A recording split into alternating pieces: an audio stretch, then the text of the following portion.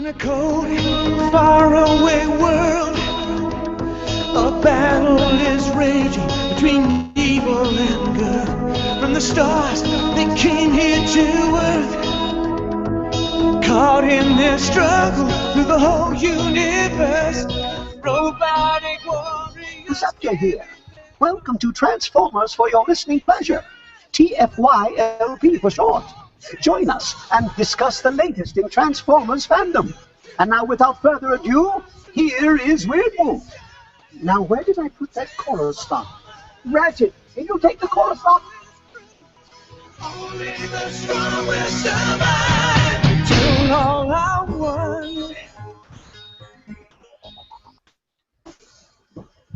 And welcome once again to another installment of Transformers for your listening pleasure. This is episode number 116, recorded August 8th, 2014. I am, of course, your host, Weird Wolf. Along with me this evening is Plasticon. How you guys doing? Been a little bit. Just a little bit? Just a little bit. Just a week. Just a week. Megamus. What's up? And Brycey. What's happening? Well, we're going to talk a little bit tonight about some things that is near and dear to a lot of collectors' hearts, or has been of recent years, but sort of fallen out of favor with a lot of collectors since the advent of more masterpieces. And we're going to be talking about what a lot of people call CHUG. And I know a lot of people hate that that anagram, or not anagram, but yeah, it's kind of a silly. It's awful. Sucks. It does. But you know what we're talking about whenever we talk about CHUG. It's classics, NK, yeah, classics, NK, universe, generations, and I guess Reveal the Shield, anything kind of under that that banner. But we'll be talking about that a little bit later in the show, well, a few more minutes.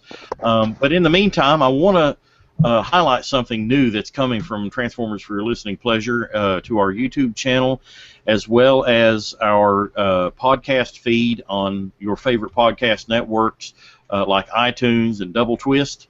We are starting a new show here in the next couple weeks. It was going to start last night, but things, some scheduling conflicts happened, and I mean, it was really bad timing for the two hosts. Insane Galvatron and I Am Unicron will be hosting that show, and I Am Unicron had to go out of town for the next couple weeks, and we all agreed that it would not be a good idea to have one show and then be gone for 2 weeks and then come back. So it was better to wait at least a couple weeks till he came back from his business trip, and then we'll start the show then. And also want to offer our condolences to Insane Galvatron. His grandfather passed away early this morning, and it's a really sad time. His family, I believe he was 96 years old. So it's really sad news to hear from a member of our podcast family, and we wish Insane Galvatron best wishes and everything in this time. It's our condolences. It's really sad. But also, the show is going to be called TFYLP Newsstand, and for you comic book fans out there, you're going to love this show. It's going to be all about the comics, IDW, Marvel, anything that's been in print for Transformers, and that includes anything like the novels. I know I Am Unicron did a TFYLP Minute earlier this year talking about one of the novels that came out, and things like that will be discussed on the show. We're going to look into getting different guests featuring the comic book writers and artists, We're going to try to get those for the show, and it will be a weekly show, and it will be broadcast on Thursday nights on this YouTube channel that you're viewing us on. And if you're listening to us on a download via the website or via iTunes or Double Twist or MP3 Skull or wherever you get your TFYLP fix, you will be able to download the episodes audio via the same channel, so you won't have to subscribe to any extra channels or any extra feeds or anything. They will all be in this one feed for TFYLP. And I'm really excited to see this come along. I won't personally be actually on the show, at least not on a regular basis, because generally I'm actually that's my family night, so I really don't have a whole lot of time to get on Thursday nights. So it'll primarily be Insane Galvatron and I'm Unicron. You guys have any thoughts on the new upcoming show? Anybody? Not really, nope.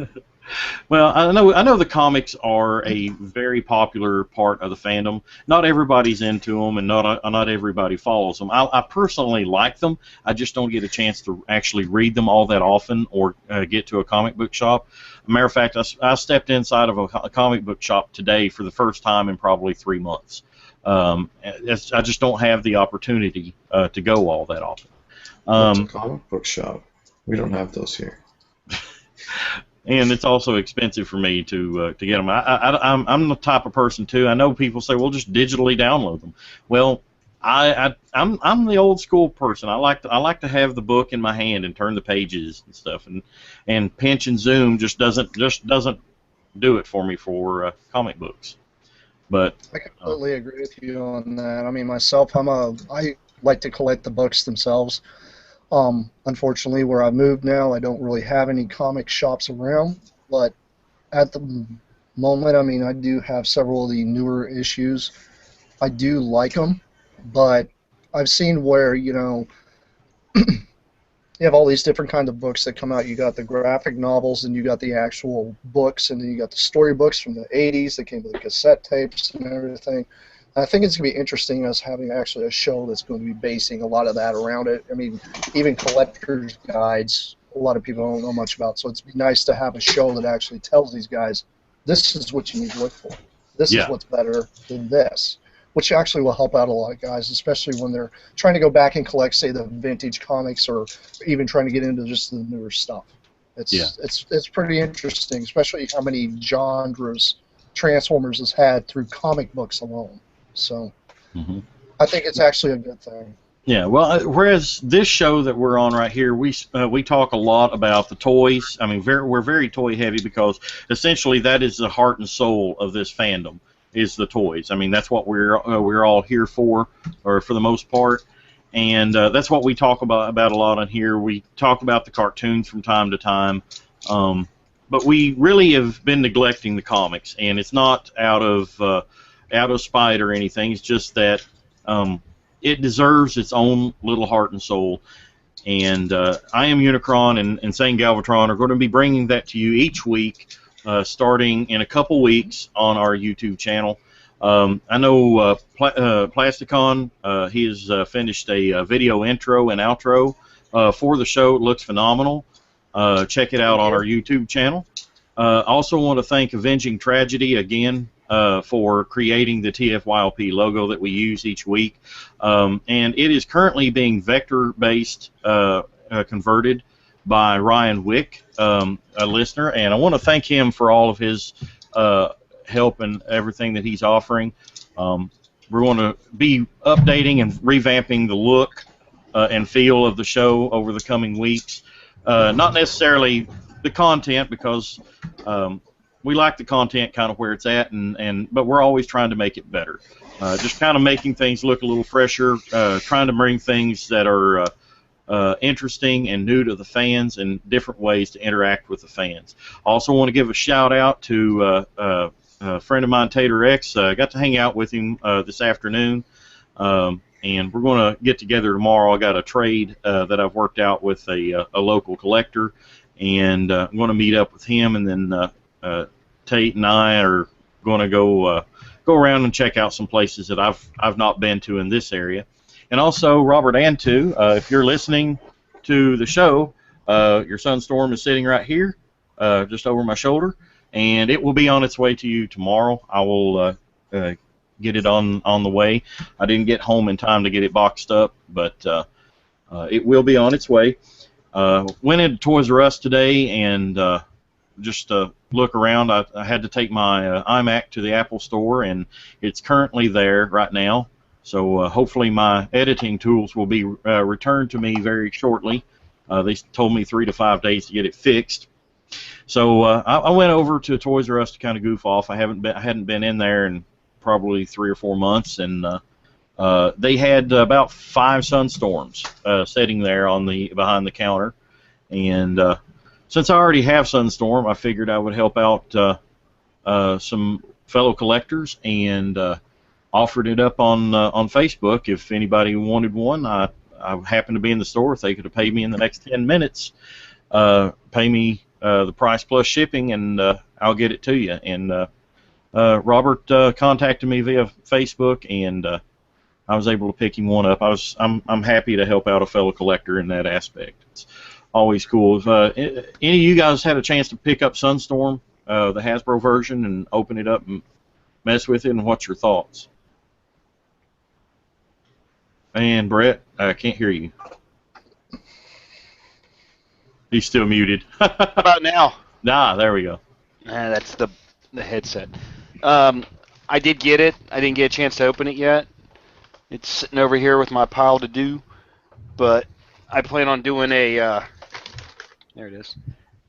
I plan on doing a review for it, and I figured if someone wanted it, they could just I would sell it at cost when I'm done. I'm just going to take it out of the box, compare it to the other one, and then put it back in. So that's something else. If anyone wants to put their name in the ring there for it, they can go ahead and do so. I'm also going to do the same thing for the Prowl also. I'm going to do it for both.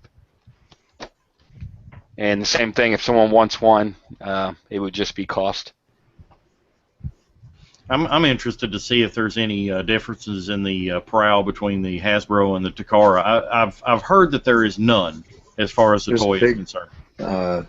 Trademark on the inside of the 1 foot for the Hasbro one. Oh, there is? Yeah. Well, aside from that, then I don't really see a difference. Well, I was kind of hoping that they would make this one more of an animated color or just something different. Toy color would be nice. With the stripes on the shoulders and everything. That would have been cool. Mm-hmm. Yes, but nothing. Doesn't Repper Labels actually, I'm just curious, does Repper Labels actually have a Diaclone sticker set for that thing out yet? Yes. It's on And, there. Yeah, just give me a sec. And I was also wondering, did they do a, what is it, the Spanish release where it says Policia on it? No. Did they do that? I'm just wondering, because it'd be kind of interesting to pile see of somebody that has like 3 of those lined up, and then one having a Spanish one, Diaclone, the one either Hasbro or Takara. So it'd be kind of cool to see all 3 lined up. Your video feed's not coming through on my end. Right, so there we go. Yours isn't coming through on my end either. No, actually, I'm checking the live feed, and there's a Duran's yours isn't. Yeah, Duran, yours isn't. Mine isn't. Google Plus is just acting all wonky. That's why we started so late today, is because it wasn't letting Headmaster Dawn onto the to the Hangout here. We've been having some problems with that. I wish there was another alternative to Google Plus as far as live video feeds, but really have no options at this time. But we're sorry for any technical issues.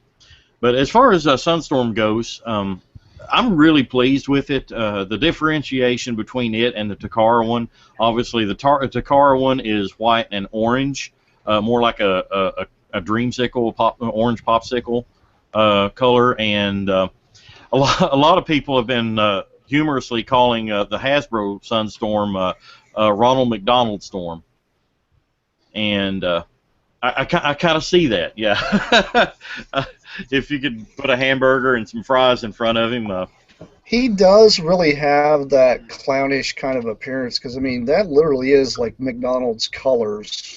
Although it's kind of hard to not do that with that figure. Although they should have just released the crazy thing in orange. So. Well, I'm just looking at the box, and I'll do a more in-depth one, but it looks like it's got red stripes on the shoulders, whereas the Takara one doesn't. It's kind of plain, so I kind of like the Hasbro one on that. The flames really set it off. But then they did the little red diaper with the yellow crotch piece, which is that's wonderful. That's just make that pop. And then the red knee pads, those are misplaced. So there's probably some parts of it I will like, and some that I'll like on the Takara one. But I'm pretty sure I'm just going to be keeping my Takara one. Let's see here. I'm trying to find a picture. I posted some pictures the other day. Let me go on to my Flickr account here and share it if I can get open. Oh, yeah. Bear with me here.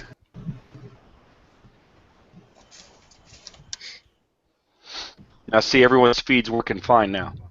Yeah, just disconnected and reconnected. Technical difficulties, guys. Just please bear with us. Sorry about that for our audio listeners. Google Hangouts tends to screw things up. Maybe Duran can cut some of this bit out. Yeah, if I can think to. All right. Hey, Duran. This is a message to you. Please cut out all the BS in this, so that way our listeners cannot have to deal with that. Well, it's just a message. Yeah. Here, I was trying to show you Plasticon. Okay. Okay. There's the Prowl set, and the yellow bordered one there has the Diaclone over top of it. Oh, nice. And then you can pick your cities. There's a city missing off these. This is one of the ones that we use for the photo shoot. So for our listeners, how much does that cost? I would have to double check. Give me a second. Okay. Because I know one thing a lot of people have been doing is getting hold of these Repro Label sticker sets for their masterpieces that have been coming out. Some people are actually really interested in that. So. Now I don't know. Can you guys see the Sunstorm that I have up there? $7. Yes, we can. $7. Yeah. So for $7, guys, you guys can relabel your Prowl as Diaclone, or just go purchase two and then make one Diaclone, one the regular one. So, and it's got all the toy stickers too, like the 2800 CP for the waists and stuff. Nice. But I like little details like that. But Duran's actually got a picture of Sunstorm up, and you can actually see the flame decals, like the details, like in the wings. Very interesting.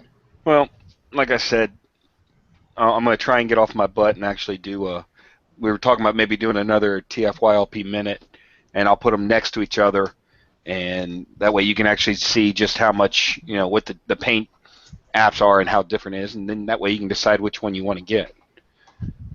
I think that would be an excellent idea, especially for some of our viewers who are not really, you're kind of on the fence on either one. So it'd really help them out. What's really interesting about the flame detail on the wings is that it's almost like it's a clear coat over the yellow. So the flames almost, they have like a ghostly like appearance on the wings, and it's really, really nice. Yeah, I love it when they actually just put in like crazy details like that. So I'm pretty excited about Star Saber, although I'm really wondering where they're going to be going with that mold. Like, are they going to go like paint job wise? Are they going to go straight with the toy? Are they going to make it more, the animation style, or what are they going to go with that? Because technically they're not going to be. I would think they'd probably go more animation than anything because it seems to be the trend with all these now. Yeah, I'd think say animation probably. He's one of my most anticipated toys, though. What, Star Saber? Yeah. Well, from the pictures I've seen that they put out, they leaked pictures that Star Saber, literally, the masterpiece is maybe a quarter of an inch, if not that, slightly taller than the original, and the Star Saber Interjet mode with the Brainmaster installed is as tall as Masterpiece Prowl. So the original was pretty big. yeah, so they're doing a good job with scale-wise. I think it's actually going to fit in perfectly because he needs to be a big robot. He has to be bigger than Prime. He's got to be at least Ultra Magnus or bigger. So, you know, it fits his aesthetic because he's supposed to be a gigantic intergalactic starship. So it fits. I like it. Indeed. More, please. Let us move on to our main topic of discussion today. We're going to be talking about CHUG, and I know a lot of you hate that acronym, but CHUG. But you know, it's really descriptive because whenever you look at it and break it down, it's the classics, Henkei, Universe, Generations. All of those figures basically refer to what a lot of people just blanket cover classics. And the reason that we do that is because, well, there's the toys that fall under this category have been released under so many different packaging variants. It's hard to just call them one line and it stick because I mean, it's when you say classics, automatically people think back to the actual classics, the first ones with Prime and Bumblebee and Starscream and Grimlock and Hot Rod, or Rodimus rather. But generally, classics can also mean everything up to what's on the shelf right now in Whirl, Roadbuster, and Blitzwing. And to an extent, yeah, and Jetfire coming out in a little bit. And those are actually under the Generations line, under the Generations packaging. And Generations itself has been through several packaging changes, as well as Universe. Universe started out in very Armada-like packaging, and then it morphed into whatever the current line was. It just kind of changed as it went. But Universe really started out around. I'm wanting to say, was it the Unicron trilogy? RID. RID. And we started seeing basically they were repaints of older figures. And I remember some of the early ones were actually kind of cool. You had an Optimus Primal from Beast Wars that was painted almost like Rodimus Prime colors. They were kind of reddish and yellows and everything. Then you had the Machine War Starscream or Skyquake mold that was repainted into King Atlas, a homage to Die Atlas, and that I think is really where the homaging really, or homages, or however you pronounce it, really kicked off with the toy line and became what it eventually was. I mean, that Classics Prime mold has been used how many times? I mean, it was just reused in the most recent BotCon set as Jinrai. So it's a timeless mold.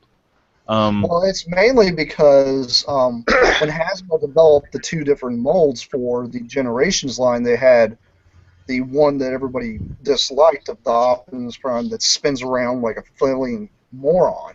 It's a great-looking truck mode, but you know, the gimmick is what screwed it up, I think. If they would have got rid of the gimmick, it would have actually been a pretty decent toy. Oh, are you talking about the one that was in the 2-pack? The 2-pack, yes. Yeah. Yeah, the horrible one. Was But then, they also call it Bendy Prime. I didn't think it was that bad. No, I thought it was actually... Bendy Prime was the Armada Deluxe Prime. Okay, okay. Yeah, I'm Well, talking about the let me one ask that this real presses the quick. button on the back and he spins around. I mean, that would Yeah, have I been an remember that okay one. product, The but when you talk about Chug, and I'm just looking, and the first one that I see is Classics, which came out in 2006. But in 2002, they did have a Universe line. Now, if you're talking about Chug, are you talking about the Universe or the Universe 2.0? Well, that's one of the reasons why whenever I named this episode, we're talking about Chug and Universe. Well, whenever you say Chug, you're talking about Classic Henkei Universe and Generations. Yeah, but But I honestly think you're talking about Universe 2.0. 2.0. But Universe, the very first Universe, Universe 1.0, that's Right. where I believe we got a lot of the precursors of what would eventually become Oh yeah, that's Universe where you got all Classics. those the repaints of the Machine Wars. Yeah, So yeah, uh, it you was got a lot of the Machine Wars. a lot of molds that people didn't even know existed. hmm Well, I'll be honest with you. The King Atlas was the first time I'd ever owned the Machine War Starscream mold, or the well, I guess technically it's the Skyquake mold since that came first. Yeah, but But the funny part is that in actuality, it actually goes for more money than the daggone Machine Wars Starscream. yeah, Machine War Starscream I picked up for less than $20. Oh yeah, all Right. day long. Complete. Yeah.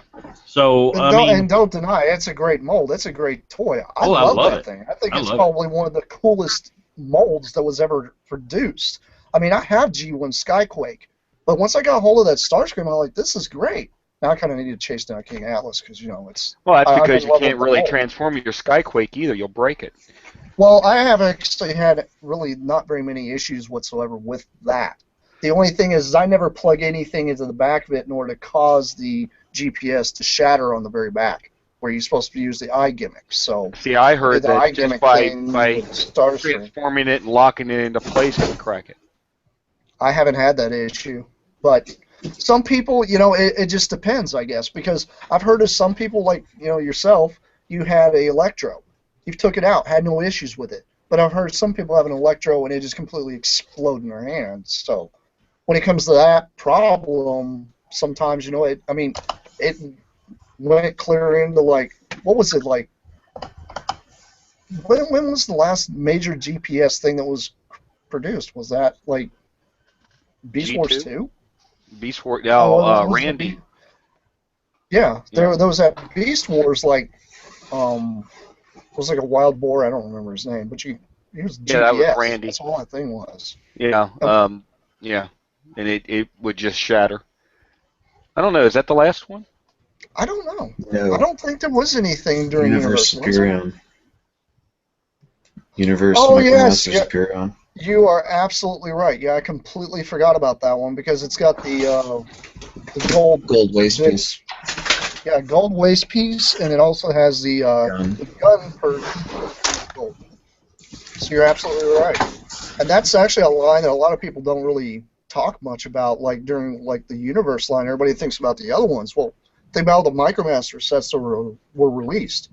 Most people didn't even know what molds existed, and those were molds they used during Generation 1 toward the tail end for Micromasters. Operation Combination. Yep. And a lot of people didn't even know anything about it because it didn't exist in the States. It barely existed in Europe, from what I gather. Well, barely existed in Japan. Yeah, That's the end of the it's a line. rarity, but those things are awesome. They're great molds. I mean, like if you guys are in the market for Universe toys that are G1, go for that Devastator or the Rail Racer. yeah, well, there's Rail Racer, there was Devastator, and there's also the Superior. Turbo, Six Turbo. Oh, Six Defensor. yeah. So I just pulled up a Superior, picture. you might want to avoid unless you think you can get on eBay and buy like a replacement waist piece and a replacement gun and maybe paint them to work with it, which Right. would work. You're talking about this one right here, the Yeah, Universe Yes. Superion one with at the waist TFCon. piece in all gold and the gun. Mm-hmm. I bought one at TFCon, and in the box, while I took it upstairs, it was shattered in 3 places. I was just like, Yeah. no, I don't want this. I had that one, and I also had the rare, like the extremely rare chase version of the Devastator, and I sold both of them off to somebody that wanted them, and I didn't have any issues with mine, but it's not to say that that wouldn't happen later on. I mean, like I was saying, if you guys are actually in the market for those, try to find those, or there's that that rare chase version that came out that's the Decepticons. It's the same Superion mold. That one's not that rare. It's the white one that's rare. Yeah, the white one's the What was that called? one. Not Frenzy. Berserker. Berserker. Yeah. Still need to find that one. But I mean, those. I need to find it too. Wait a minute. Okay, it's right up there. Oh yeah. There, you found it. I found it. But I mean, those were interesting sets that they gave us during Universe. I mean, you also had the Scourge and Bludgeon that came out that were in that line too. That were the Hero Prime and Hero Megatron. Yeah, but they didn't have any GPS. Those were under the same. No, they didn't have GPS, but I'm saying, like, in that line that came out during the Universe line, those were on there, too. Oh, you had Destructicon Scourge and Destructicon Bludgeon. Yeah, they were Destructicons. Yeah. Yep. And they're actually really nice decos of those two molds as well. I had. Oh, they were beautiful. They were KB toy exclusives, and I'd be happy with everything except that it was Bludgeon. I'm sorry. You know, I didn't see the little samurai type warrior out of that tank. Well, I think they were just stretching for it. I mean, at the time they were. I think they were just using the name. Yeah, at the time, and that's what a lot of what the early Universe toys did. They were like stretch homages, if I could use that terminology. I mean, it's like you could look at the figure like King Atlas. You could look at it and you're like, kind of looks like the Atlas, but not really. You know, I mean, it has kind of his color scheme. Blue. Yeah, it kind of has his color scheme, but not really. That is like Rodimus Primal. You know, is like, I mean, there was some funny names that came out. But yet there was some really cool decos of relatively recent toys that came out in Universe as well. For example, the Carr Brothers. There was an RID Sideburn that had like a translucent body with like almost like a honeycomb, I think, deco in it. And it was really, really nice. I believe there was like a what was the red one? There was another one too. Was there a Red Alert? Yeah, there was a Red Alert, I believe, done. Yeah, there was a Red Alert done out of the Prowl mold. Yeah, I believe. And then there was like a funky X-Brawn color scheme that came out of it. I just remember the Sideburn one. Yeah, that's supposed to look like what's it, Hoist? Something like that. I know for a fact, like the Spy Changers themselves, they did a lot of homages with those too. So I mean, you got a one that looked like Trailbreaker. Yeah, he's got it up there. I've got that one. Yeah, that's the Sideburn. I thought it was neat because it had like the deco on the front hood. Yeah, it's like a honeycomb almost. Yeah.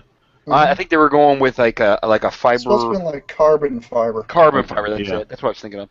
And then it had the gold wheels, which, believe it or not, that actually made me think of the old Hot Wheels. When we got the gold wheels, we thought those were neat. Yeah. They would go faster. Yes, of course. Because it would have been cool if they actually had pinstripe around the wheels too. Yeah, made them red lines.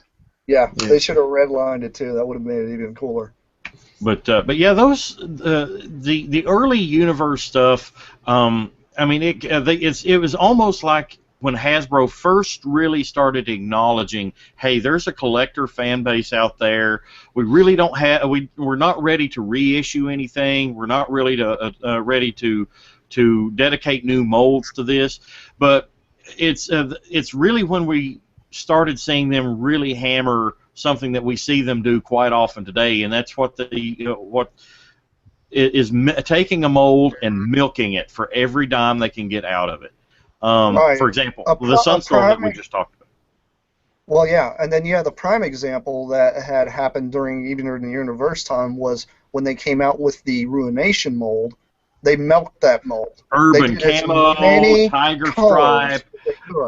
Well, but the funny thing is, they never did a G1 Bruticus color of it, or a Battle Gaia, or anything like that, which was just like, these would sell right off the bat, right on the shelf, but they never did do those decos. I never could figure that out. And those were honestly, ready molds. Yeah, I mean, I can see where they were going with it, but there's also, you know, they could have easily done like if they were going to do like the Operation Combination one that's like you're talking about, like Battle Gaia. I mean, they could have done Gaia Guardian, which was the Defensor mold, but they didn't. What I'm thinking is during the time they were testing the water, hey, there might be a demand for this combiner again, so let's just throw it out there in this one color, and they saw that it was selling, so they're like, okay, well, we'll just put it out there a couple more times in different colors and then see if that sells, and that's what they did. And then by that point, they were pretty much done with doing what they were doing and moving on. Yeah. So. Well, I remember what I was talking about earlier, you know, how some of the funny names like the Rodimus Primal that came out of some of these Universe redecos, that yellow and it was like a tiger striped Ruination and everything. A lot of people just kind of rearranged some of the letters and called it Urination because it was more yellow and kind of resembled piss, you know. So, but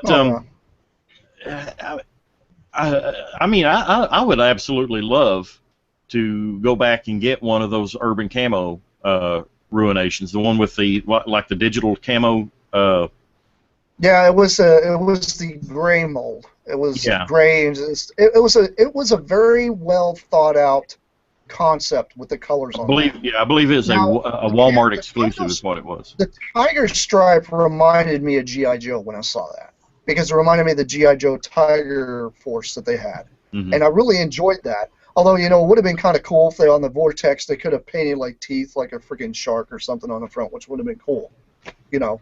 But I can see, you know, they did what they could with that mold to kind of get it out there, considering, you know, they were bringing that particular character into RID. So instead of just putting the one version out there, they, you know, duplicated it and gave us a few exclusives, which was kind of cool. And honestly, what's funny is it's not under Robots in Disguise; it's also under Universe when you look at the packaging, which was very confusing at the time. Because if you think about it, when you went and saw Optimus Prime, you were like, "Is that from the cartoon, or are they redoing Optimus? What are they doing?" Because he was a fire truck. Most people didn't know that, you know, this whole thing came from Car Robots over there. So a lot of people were very confused. And some people don't know this, but Ruination himself was actually in two different color schemes. You had the American scheme, and then you had the Japan. And the Chorus was a little different. The Brawl was more of a desert camo color versus, I forget what it was in the States. I think it was like blue. And, yeah, he was like blueberry colored. Yeah, it was blueberry colored, and he was a variation. Same thing with the combiner parts. The combiner parts over in Europe, or not Europe, but Japan, they were like a beigeish color, almost kind of a. It wasn't like a gold. It was a very odd yellow, is what they used. And over here in the States, everything was gray. So they had variations between them, which was kind of cool. So technically, there's 4 different versions of that mold that you could have got. And this is for, you know, some of our younger viewers. They don't know this. If you want a cheap Bruticus, go hunt down a Ruination. Urination. A Urination, Ruination, whatever you want to call it. Hunt one of those down, so that way you guys can actually experience the mold and play with it. It's a very fun toy. That mold's awesome. Well, you know, like what we were saying earlier, though, essentially this is when Hasbro really started hammering the repaint. The Universe line was entirely a repaint line up until, you know, I guess 06, whenever the actual classics started. You had, I guess is where Hasbro was saying, hey, let's test the waters. Let's see how these sell, and if we're and everything. We've already made our money back on these molds. Let's just put these molds out there. They haven't been released in a while. A lot of them hadn't.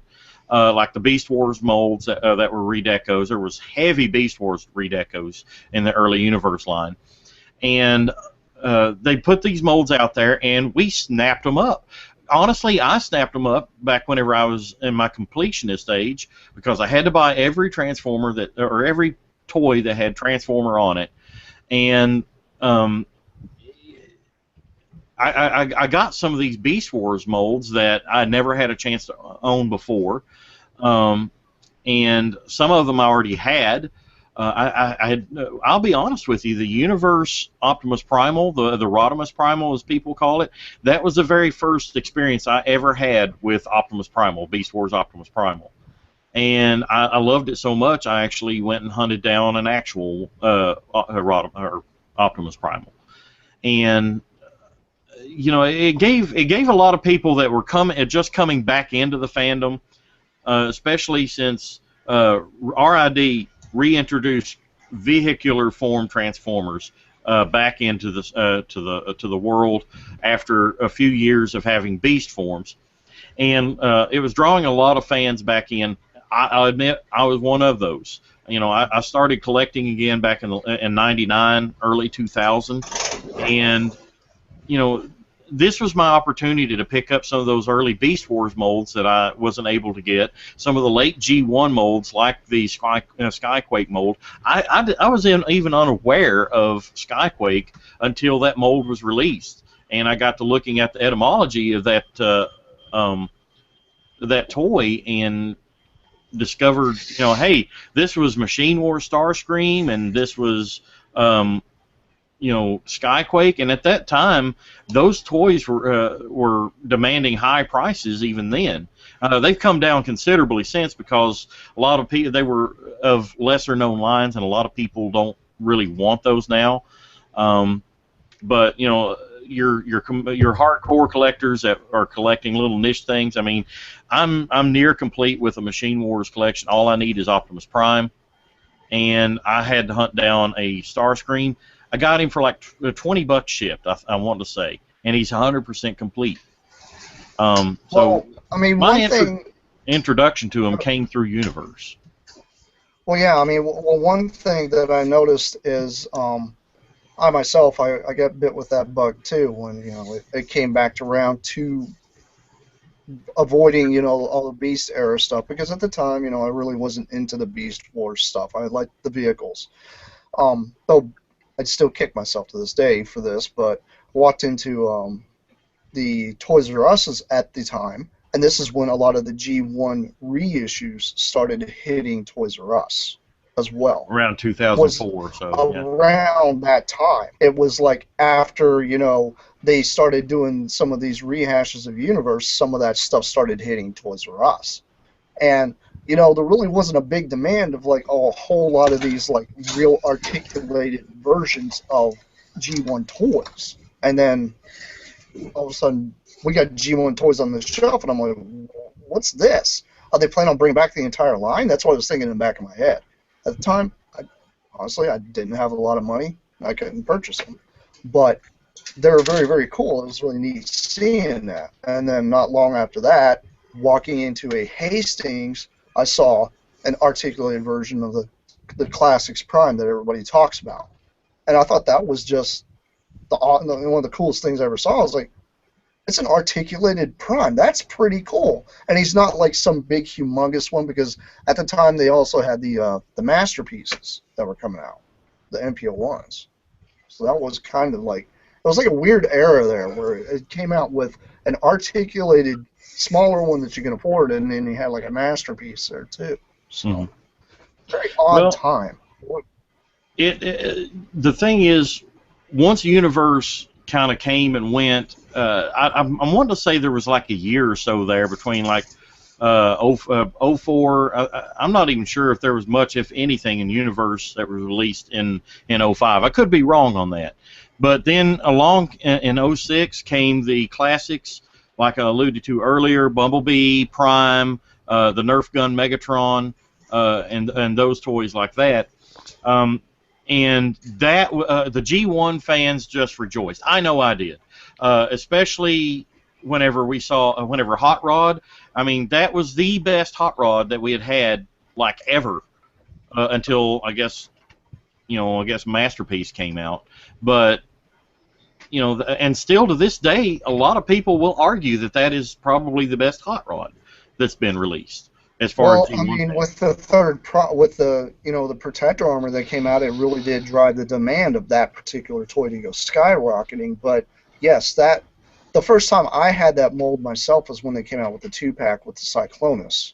Because at the time I was still collecting some Transformers here and there, and I happened to have saw that on the shelf, and I was like, "That's cool. I like Cyclonus, and that's actually not a bad looking Rodimus." A lot of people didn't like that Rodimus because of the baby blue windows and the kind of off colors, but I was like, I "This loved is it. like a cartoon." I enjoyed that, so I'm one of the oddballs that was like, "Hey, why don't they do protector armor for it?" But they never did. So. And that's the Cyclonus mold. That to this day is probably one of my favorite classics molds.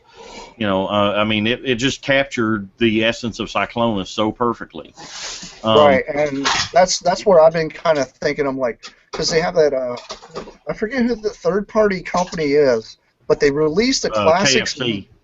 Yeah, KFC decided to make their own version of this toy, and I'm like, Bryce's is there got it really there. a Tempest?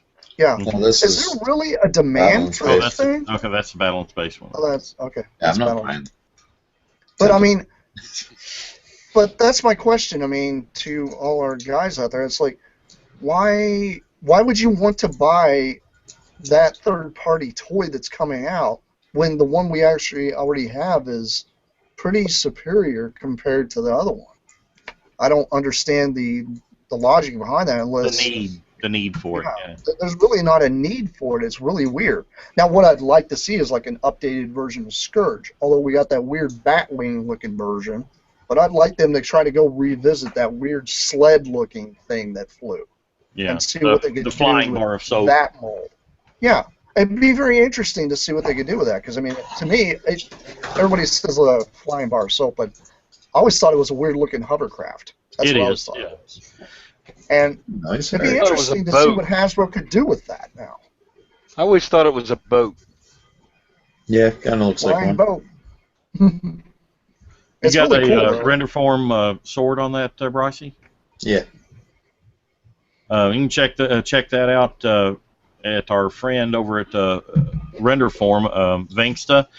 He makes those add-on kits, like for the. There's- Yeah, they're It's like a for the pirate Death sword. Stars. Yeah. It's for the Death Stars. This Um, sword is, yeah, but there's silver and gold available separate. Yeah. And And other ones. he makes some really cool add-on sets. You can check out Render Form and give him some business. He's got some great stuff over there. I love Vangsta. He's a great guy, and I really urge people to support him and his effort. And while I'm at it, I want to plug our sponsors, CapturePrey.com. Great toys, great prices, great service, as well as Mega Toy Fan. Check them out at conventions and online, megatoyfan.com. Now, classics pretty much faded off after the first couple waves. We had some great things released. We had the Sideswipe and Sunstricker mold as brothers. Is basically the same mold, just inverted, and it looked so different. You really didn't care that they were the same mold, and it kind of faded off. And it came back with more universe. I guess the universe was the 2.0 was like Sunstreaker and Sideswipe, Astral Train, and then we had Generations. That's whenever we started getting like Scourge, Red Alert. yeah, Red Alert, Thrust, Dirge. We got I believe Ramjet came out in Thundercracker. Ramjet came out in the original Classics line. Right, but you also have to remember, right when Generations came out, that's when they pissed off a lot of people with those Seekers. Yes. Really can't talk about the CHUG or whatever you want to call it line unless you kind of address the slap in the face. That sounded somebody big. dropped something. But the slap in the that's like face funny. of all those people that paid $6,000 big worth of money plastic for that before. Seeker set, that BotCon Seeker set, and then 2006. just to get a better version for a fraction of the price. and a lot of people since then. That's why you don't get the big, $2,000, $3,000 Botcon sets anymore. I mean, a couple of them have held their value somewhat, but for the most part, everyone's like, they're just going to make one eventually. Better. Yeah. They're just going to make one better. And I thought that was a bad idea. I really do. I believe that was poor planning. I don't know if that was fan publications not knowing that was going to happen later, or maybe that was Hasbro going, hey, those sold pretty well, we can make those. I don't know. That makes me think I would like to have a show where we talk about nothing but BotCon and club exclusives. I wonder if if we could get Pete back on here to talk about those, past club exclusives and BotCon exclusives, and talk about some hits and misses with them, and I know we spoke a little bit about it whenever he was on the show, but I'd like to talk a little bit more about the process behind going into the toys themselves. This is tied into what we're talking about tonight, because a lot of times the BotCon sets are reuses and slight remolds of a lot of these CHUG toys, and for the last 7 to 8 years, these CHUG or classic generations, whatever you want to refer to them, toys have been the hot commodity in the fandom. You've had a lot of people shelling out big money. I mean, how many people shelled out a couple $100 for the Classics Ultra Magnus mold whenever the third-party City Commander armor came out? That was a hot commodity. You could not get that, and because the U.S. version was packaged with the Skywarp, the Skywarp value went way up. You couldn't. Well, that everyone wanted to get their Seeker set that couldn't afford the BotCon set. Yeah. So that also hyped the price. So you had two figures that all of a sudden became very hard to get. So and that set then along comes Henkei. Henkei, which was the Japanese version of the Classics toys, the Generations and Classics, came along about a year or so later after we got them here in the U.S., which is odd. Usually things hit Japan first or simultaneously with us. Well, in Japan, it's almost like there's a year delay. Well, in Japan, this is really what kicked off with the better paint scheme and better deco on a lot of the toys. Here in the United States, we might get a toy that is very bland, very sparse in its decorations. But in Japan, you may get something that's got chrome, where the U.S. version had no chrome, and sometimes one of the hallmarks of the early Henkeis was chrome in random places that really didn't make sense. Like this one, the joints that don't hold anything. Yeah. It's terrible. But and sometimes it's you had paint decos, accessories. You had 3 packs over there, like with the United. That was the United line is also a continuation of a lot of the Classics and Generations molds in Japan. Like the Cyclonus, Scourge, and Galvatron 3-pack, where they're like all like translucent or something. They were really weird. That made no sense to me. Well, the reason it made no sense to me either, but I think it was cool though. Well, the reason it was translucent is it was hearkening back to that scene from the 1986 movie whenever Galvatron, Cyclonus, and Scourge were being formatted by Unicron. And so that was their format. That was their formatting. Their whenever they were being scanned and they were like translucent for like a second. Kind of like the shining yellow. Saying, what's that got to do with Megatron or Galvatron turning into a tank? Yeah. Well, that's one of those things where Universe and classics in general, it was a hit or miss.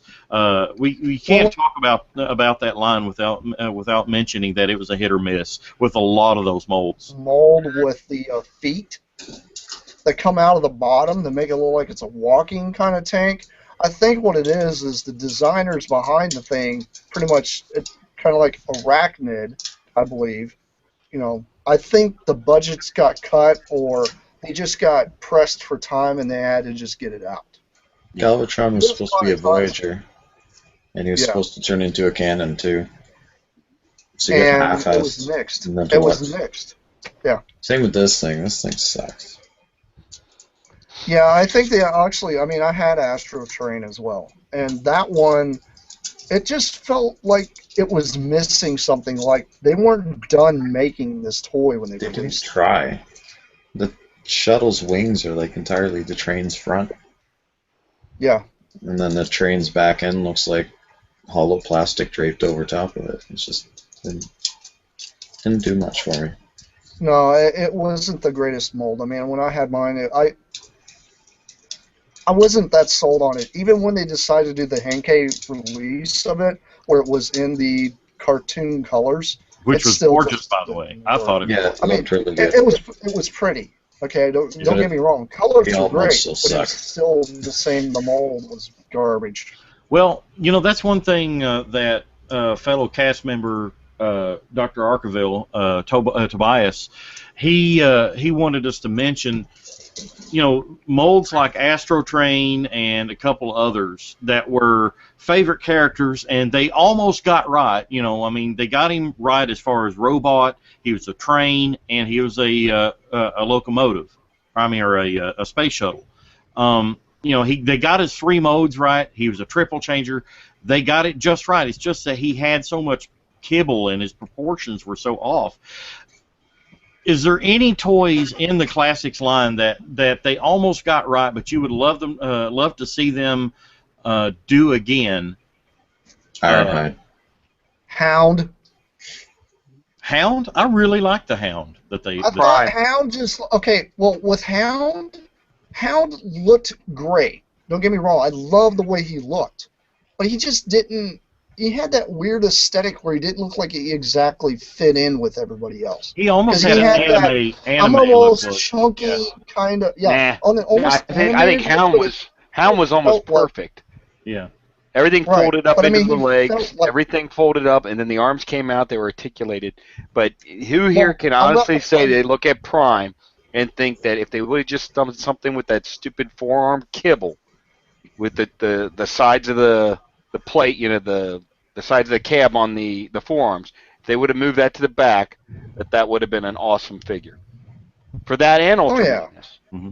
And I think that right there, that was like, you're so close to making a perfect, you know, deluxe size figure, and you dropped the ball on it. I agree with you with that. I mean, honestly, I think that mold suffered from that arm kibble. I mean, there was times it was like they could have just engineered a hinge where instead of it folded out like it did, make it flip around so that way it just hugged his arm. And that's all he really needed. I mean, I would have rather have had a big old backpack kibble than the daggone arm kibble we got. It just detracted so much from it. Right. I agree with you.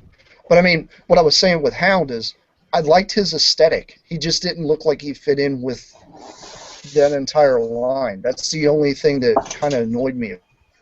I'll give you another good one was Wheeljack and Trax. I actually thought it was really, really close, but it's like all he had to do was extend the torso just a hair, and I think it would have been a heck of a lot better. Just a little added extra little, you know, notch to extend him, and it would have made a world of difference. I think that mold worked best as Trax, but not as great as Wheeljack. I think Wheeljack was too much of a stretch for him, for that mold. Because Wheeljack, the way I do too. I actually look at it the opposite. I look at that mold and I think of Wheeljack.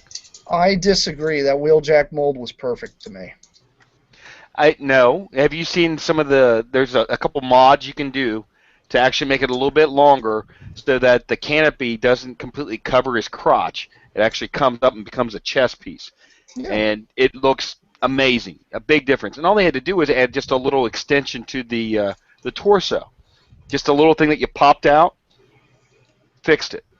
Yeah, I mean, I actually have two of that mold. I've got one that I got off a buddy of mine that actually has all the repro labels on it to make it more G1, and I have one that I haven't modified. And I love that mold. I think it's a fun mold to play with. It's a great mold. It's interesting how they turned it into tracks, but I really like that mold. I thought it was very well done. Well, didn't it come out as tracks first? Awesome. Yeah. Yes. It came out tracks first, but I mean, I basically all they did was flip the legs around. Yeah. But it fits the wheeljack aesthetic for me. I enjoy it. I agree. Tracks I is too think it fits stocky. both of them, but like I said, that's one of those ones just like the Prime. The Prime's a great mold. They came really close, and then they just like, let's just throw it together. It's like we're close enough, and that'll do it. They'll buy this. And we did, over and over and over, and we're still buying it over Yeah, I know. and It's over like again. they're gonna have this big transforming log, you know, and have a big Autobot symbol on it, and somebody would buy it. Color it red, blue, and Color. Exactly. It doesn't matter. There's people out there I've seen that buy even, these weird sushi dishes, and it turns into a little robot, and it's like, it's not. And I believe we lost plastic. And he is out of here. And I'm buying those damn sushi robots. You're doing what? Buying those sushi robots. Ugh. Gotta have some strange things. I'll give them to the wife. Yeah, Brycey likes a little strange every now and then. Gotta have Yeah, but strange. then who doesn't? Who doesn't? Come on now. I like my wife. I'm sorry. But But are you back with us? Yeah, I'm back. But It keeps locking up for some reason. Thanks to DSL, yeah. Not really. now you know my pain from last year. It's the way I felt. I was doing this to AT&T for many months, But the Henkei line basically gave us better decos and upgraded versions of classic toys, and they still are. I mean, every year there's new Henkei figures or United figures eventually, and to me the quintessential United figure has to be Stepper. I've gotten rid of nearly all of my classics toys, and my United Stepper is the only. I think one of the only classics molds I still have, because it is just absolutely gorgeous. That mold captures the jazz / Stepper aesthetic and look so perfectly. I don't think they could have done any better with that guy. Artfire's awesome too. Yeah, I had Side by Artfire. side, they look good. Yeah, I had Artfire, but I let him go because, well, I need the money. But Money's good. Yes. But they. Nobody ever talks about the Bumblebee mode. I thought the Bumblebee mold was just fine. I just take that stupid jet What the ski hell's thing with and that throw it jet away. ski? I don't know. Let's It was just some throw something in that dumb- makes no sense. Just throw it in. It was some I think little it was gimmick that decided. Downbot Island there. jetpack. From that, Yeah, I took mine and threw it in a dumpster. I think mine's over in a box somewhere. I don't use it. But that mold, I mean, the mold for that thing was great. The transformation wasn't that difficult, and it was fun. I That's what think liked that's about it. got to be one of the best head molds, the most iconic and best head molds that they've ever done for Bumblebee. Oh yeah, it was perfect. I thought it was excellent. Even when they redid it as Cliff Jumper, it worked. Mhm. And myself, I had no issues with that. There was a lot of people out there that didn't like it or whatever, because Bumblebee and all their stupid hype. But it's like, that's actually a good mold compared to half the ones we've gotten. So I still think it's one of the coolest. I have that one, and like I said, I got the wheel jacks because I'm a completist on those. But All the rest of them I don't have anymore.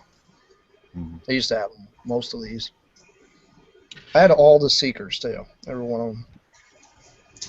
Now, Almost all the classics, but I got rid of Prowl because he's garbage. And yeah, Gallus. that was another thing that whenever they released the Prowl smokescreen and or a lot of people call it clown screen because he had so much yellow on him inexplicably, which is something that the Henkei version got right. They didn't have all that yellow. Yeah, I had on the Henkei of him. And then also Silver Streak, aka Blue Streak. I like the look of them. They almost had that masterpiece-ish look to them as far as the aesthetic, but there was just something off about them. I like the really weird long neck that they had, and yeah, the torso was a bit too small, and a lot of people, and I was one of those people that had problem with tacky paint. Anybody else have tacky paint issues? Yeah, I had 2 of them. The first one was really tacky. And it's Parts almost of it like are laying around somewhere. yeah, it's almost like they didn't let them cure long enough before they were packaged. And you couldn't transform it without getting fingerprints all over it. There's probably a Classics Prowl and Blue Streak and Smokescreen out there somewhere that's got my fingerprint, my thumbprint perfectly embedded in the paint on the back of the windshield and stuff. And a further problem that mold had was that the door wings were molded out of translucent plastic and tended to break off rather easily. Yeah, I had 2 break. Prowl and the Hasbro Smokescreen. Yeah. Both broke. But okay, now there's 2 things that I want to talk about before we wrap tonight that involves the Classics and Henkei universe conglomeration. One, the impact that Classics had upon the third-party industry, which is huge. And 2, I want to talk about where Classics is today and where it's going. I mean, obviously, we're going to get more Classics because, as Brycey said early, maybe in the pre-show or something, it's almost like Classics are like the poor man's G1 anymore. And there for a while, it wasn't a poor man's market because Classics were going for pretty pennies. And Brett, you know that as much as anybody. I mean, you dealt in them quite a bit. And over the last probably 3 or 4 years, I mean, Classics went from up here down to, I mean, you can get them for almost pennies on the dollar. But Brett, you want to talk a little bit about the impact of the Classics line on third parties? Sure. Well, we were talking about it before, and I didn't pull it down, but the Ultra Magnus powered, was it called Power Commander? City Commander. City Commander. That one, to me, I mean, still, what is it, 6 years? And it's still, a lot of people consider it to be the best Ultra Magnus we've gotten for the deluxe line. But if you stop and think about it, that was Fans Project's very first home run. But they actually did one before that. Yeah, Cliff Jumper. But it was such a small run. That one to me is, I still have that one. I love that one. That took a mediocre figure and all it was a simple head sculpt and some accessories. I mean, that's all it was. Well, no, and it had it did a front air dam, so it had a little bit to it. But I mean, it just changed that figure drastically. So you took a $15 toy, all of a sudden now, Cliff Jumper, is hard to get. The Ultra Magnus is hard to get. The first time they did the Protector Armor, the Rodimus, as we've mentioned, hard to get. So third party definitely keeps the classic line going. And I think they kind of go hand in hand. It could be argued that the classics line really kickstarted the third parties. Absolutely. If it doesn't kickstart it, it definitely keeps it chugging along. Get it, Chug? It keeps it going along. See what you did See what there. you did there. Did you see that? Did you see that? I did that on the fly. Yeah. I think Anyway. one of the things That's what that she said. Classics helps that way is What? because everything's kinda looks like the character. It's not perfect, so it's easy to skirt the IP. Well, and it's Right, also I mean, it's really brought in a lot of companies like Dr. Wu to make accessory weapons and stuff like that to just go with these to fix some of the issues that people have with them. Mhm. You know? and the thing is that that a lot of the third-party items, like Green Giant and everything, they fit in if you have a massive classics collection as an updated G1, which is what 95% of your classics collectors wanted. They got the updated G1 characters, and they wanted to supplement those G1 characters with these third-party characters that are coming out, like the Green Giant. We didn't. We got in Universe a Devastator, but it was those weird Energon combiners that were sort of like Devastator, but not. And then we also had the RID build team that was colored like Devastator. Again, sort of like Devastator, but not. It wasn't six construction vehicles. It wasn't a crane, bulldozer, dump truck, loader, and cement mixer. It was 4 other vehicles. You wanted 6 vehicles that combined together into a robot that looked like Devastator, and that's what we got in third party.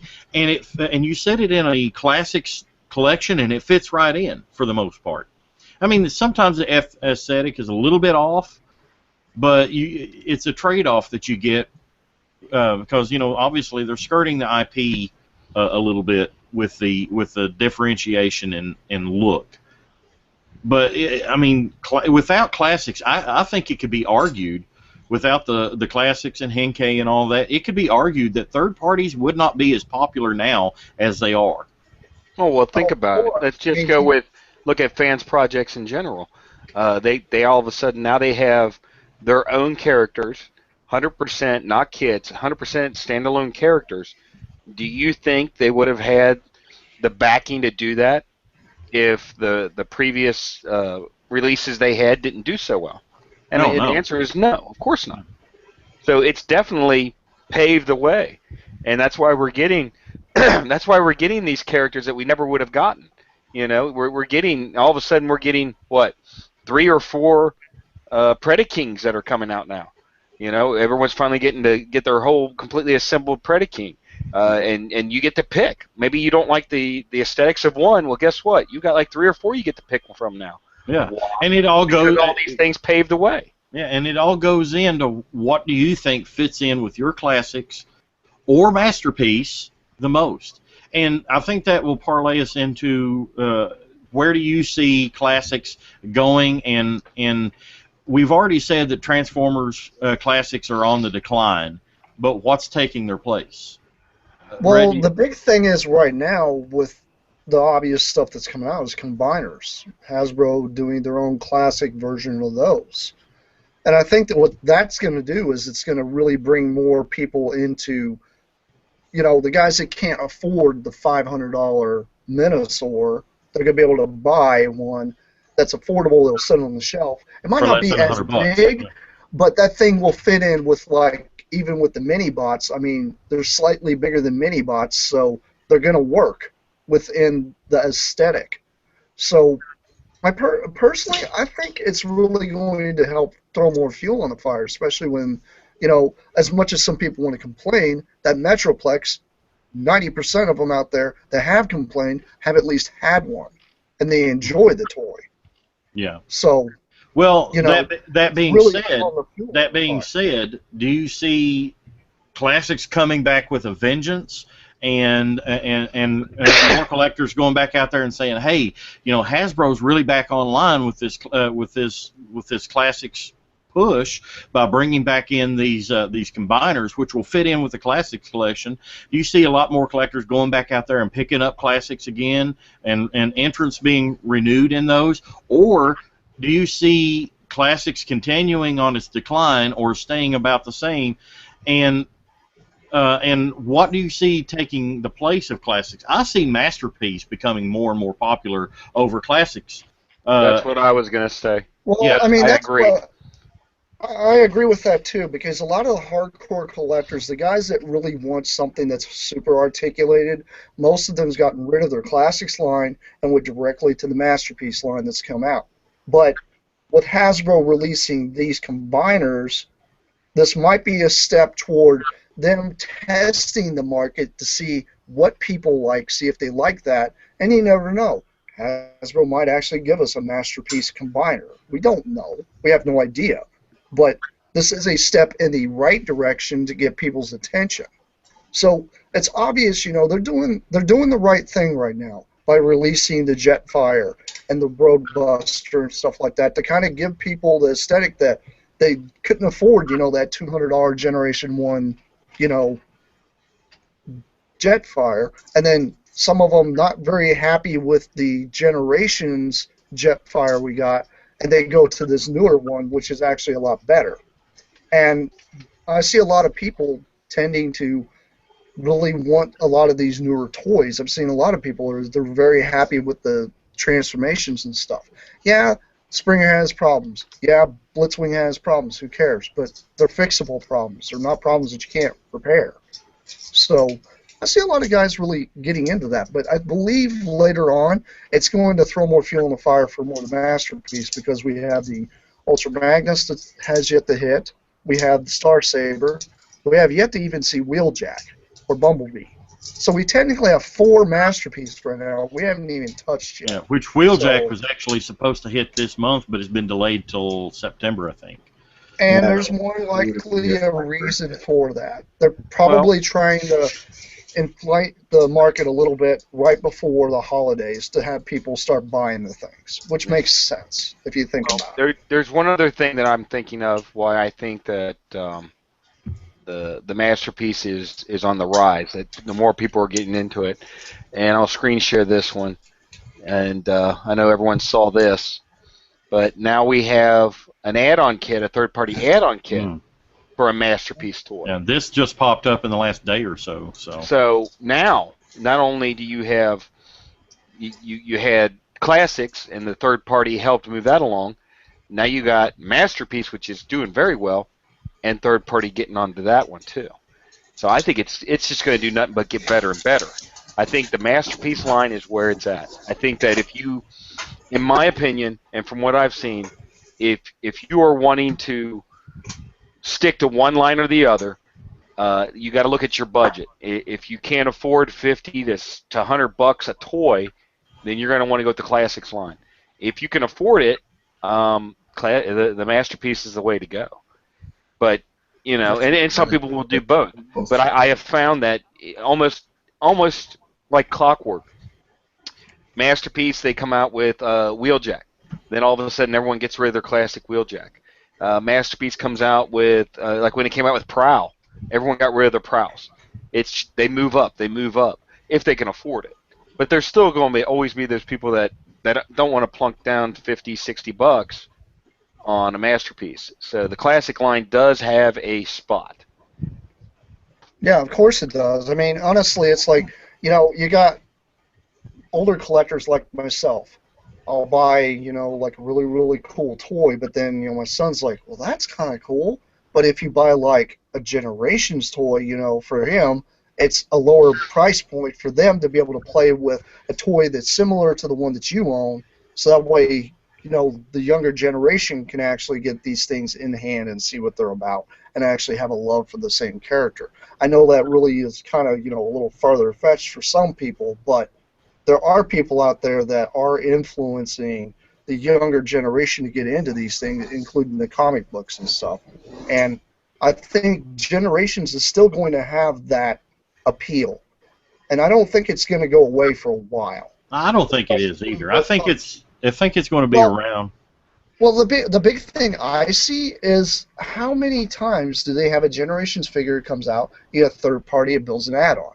You got the Masterpiece comes out, we got third parties building add-ons for that. So I don't really see it going away because Hasbro really isn't that ignorant to what's going on. They're like, okay, if we produce this toy with this within our price point, more than likely some third party is going to make some kind of add-on and make it more in demand, which means Hasbro's stock of the stuff might run out, but it's going to make Hasbro make another toy to put out for people to want because some third party is going to probably make some kind of add-on. So it's going to make the demand continue to get bigger throughout the years. Well, especially the guys that are trying to fill up their entire wall full of nothing but the classics and Henkei because maybe that's their love. They love that. yeah. But then you got the guys that want both. You got also right now the direction that for the last few years the classics line has pretty much been taking Generation 1 characters and updating them into modern forms and modern articulation into the classics. But over the last year or so, we've been seeing more in the Generations Classics line. Yes, they are Generation 1-ish characters, but they're starting to take on the look of the comics comic versions of the characters, like Springer and Tailgate and Swerve, and Whirl. They very much are their.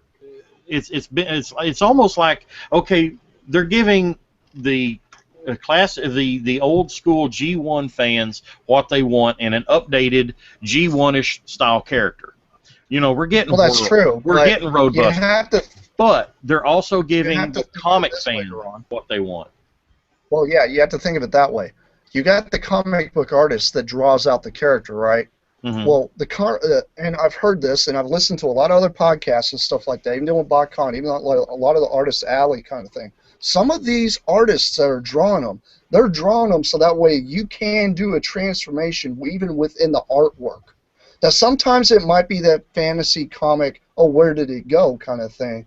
But all in all, they're really trying to stay true to, can I draw this and that become a toy later on?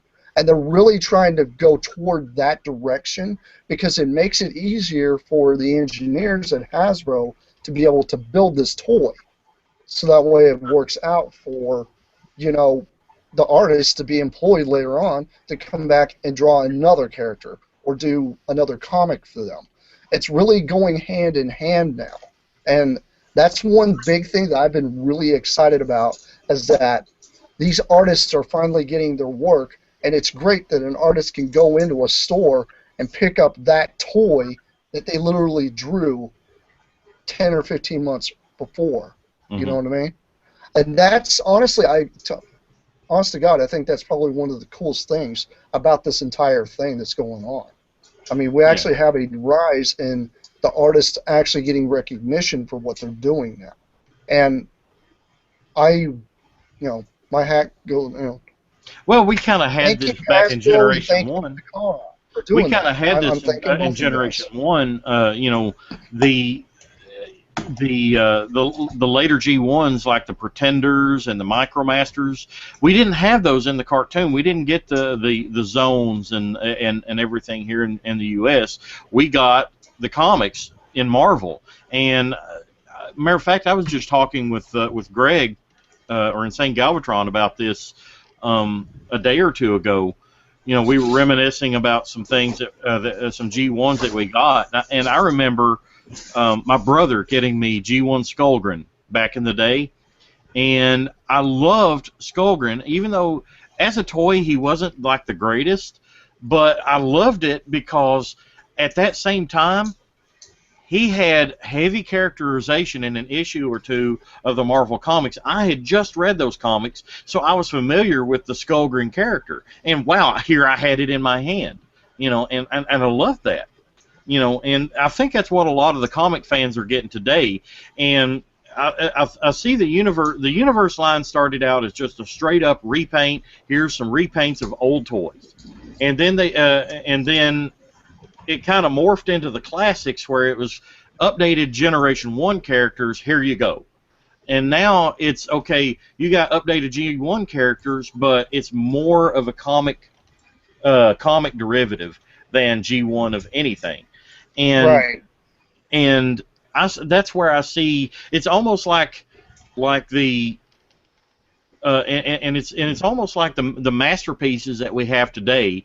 Some of the ideas that they got from the classics line, and somebody's audio is like really bad right now, but it's like some of the ideas that they got from the classics line, they used in Masterpiece, and some of the aesthetics that they got in the classics line, they're using now in the IDW generations. And it's almost like the universe started out as nothing to do with G1, and then it came in and basically old G1s are updated again, and then it diverges, and then you have masterpieces that are really hardcore G1 aesthetic and updates of G1, and the generations and classics are now kind of diverging away. They're not so much G1 hardcore updates. They're more after the comics, and it's almost like they're diverging and going two separate ways. And that's kind of what I see of the future. You know, we see if we want a G1 update, we're going to get a masterpiece, and if we want something that's in the comics, we're going to start getting more and more comic-based characters that weren't necessarily G1 characters. I foresee that in the next couple of years because they're going to start coming out. IDW is going to start coming out with comics that aren't necessarily G1 based, but they're going to be in that universe where we see G1 characters like Rodimus and Prowl and some of those guys. They're going to start introducing more and more of those characters like Rung, that a lot of fans like. Oh man, he is so awesome.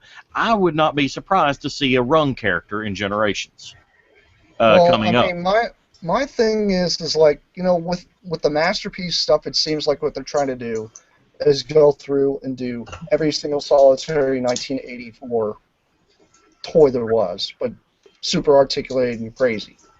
But with the Generation stuff, they're trying to give a G1 homage, but they're trying to do the IDW kick, but they're also trying to bring in more lines like Generation 2. They're trying to bring in, a few of the Beast Wars stuff, because right now we're kind of in a really, really odd sense kind of thing, because you've got guys right now that have money to spend on G2 that missed out on getting G2. Same thing with Beast Wars. Same thing with Armada, because we have an Armada Starscream that's out, but we also have an Armada Megatron that's going to be coming out soon that are all classics. We have yet to see masterpieces of any of those yet, but I can probably see within the next 2.5 to 3 years, we probably will end up seeing some kind of masterpiece that's either going to probably be Beast Wars or Armada. It'll end up happening soon. Really soon, because it's going that direction. We already got a G2 Sideswipe, so it's already that was our first G2. Well, and we're also getting a Generations Brainstorm, which yes, he's a headmaster, but he's very comic oriented, and we're starting to get some of those later G1 characters. Scoop, we're getting the Brainstorm, getting RC. We're getting some of those later characters that weren't part of the 1984-85 class, so Thank God. I do see the gradual. Okay, we're moving on from the early days of G1. We're getting into the latter days of G1. We're definitely going to see more and more G2 repaints and color schemes. I honestly see the Minosaur.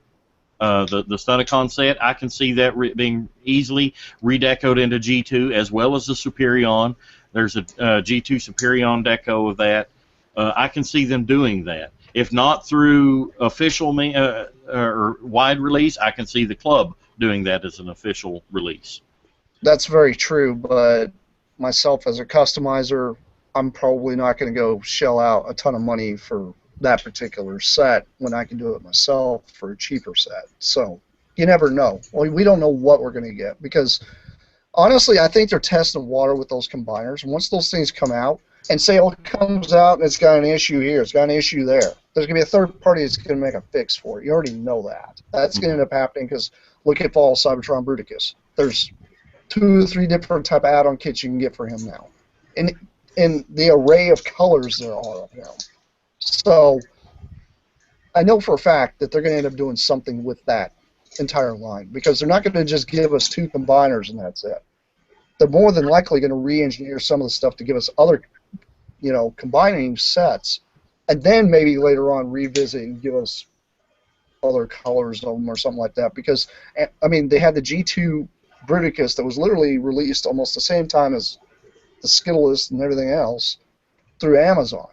So I don't see them probably, if they're going to hold out on a G2 color, they might make it like an Amazon exclusive or something like that again, because those did sell pretty well.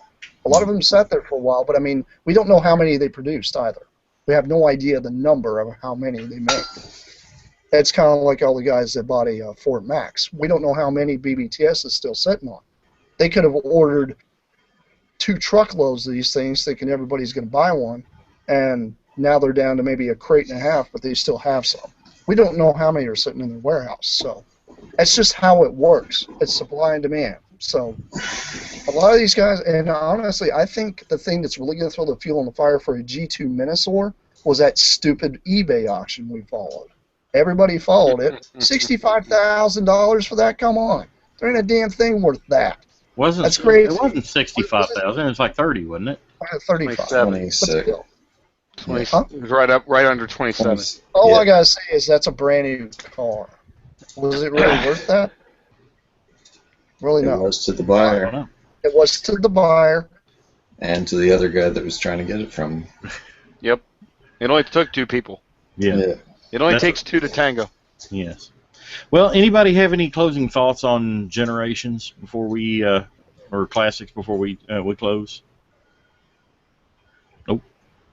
Well, I do want to remind people again, check out our YouTube channel and subscribe, and also on our iTunes. Please rate us on there and share us with your friends. We're only going to get better. The TFYLP newsstand that's coming in a couple weeks is just the beginning. We're going to be expanding out a little bit more and a little bit more each show. I've got a couple other ideas that I'm tossing around in my head for some extra shows. We eventually do want to return to a Tuesday show as well, but it's going to have a little bit different flair than what you see on Friday nights. The Friday night show, if for all you wrestling fans out there, the primetime wrestling, Monday Night Raw, Monday Nitro, that's probably the best description of what we refer to as TFYLP as our main show.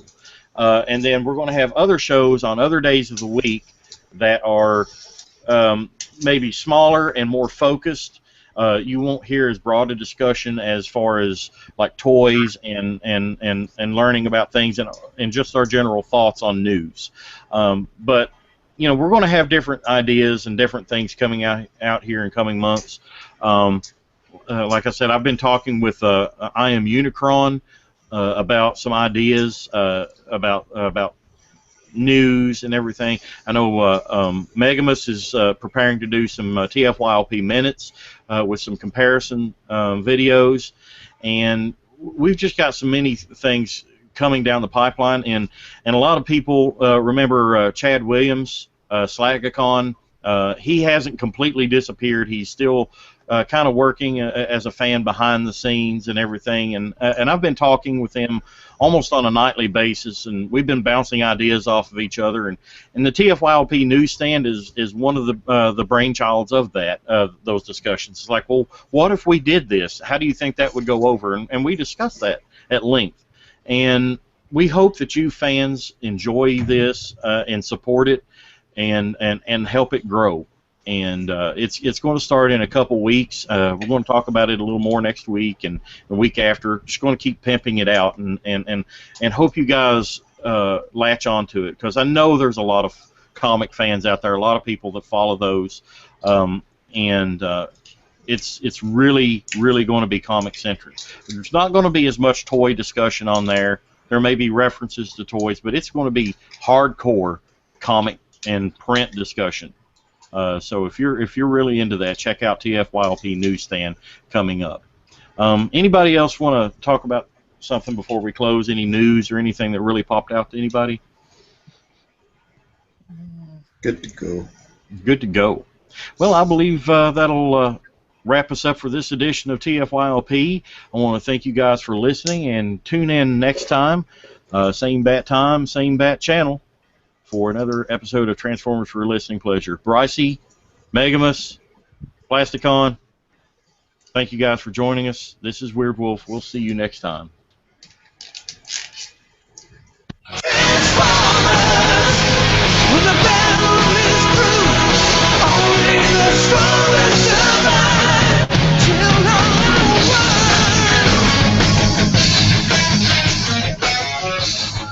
This has been Transformers for your listening pleasure, a presentation of tftalk.net.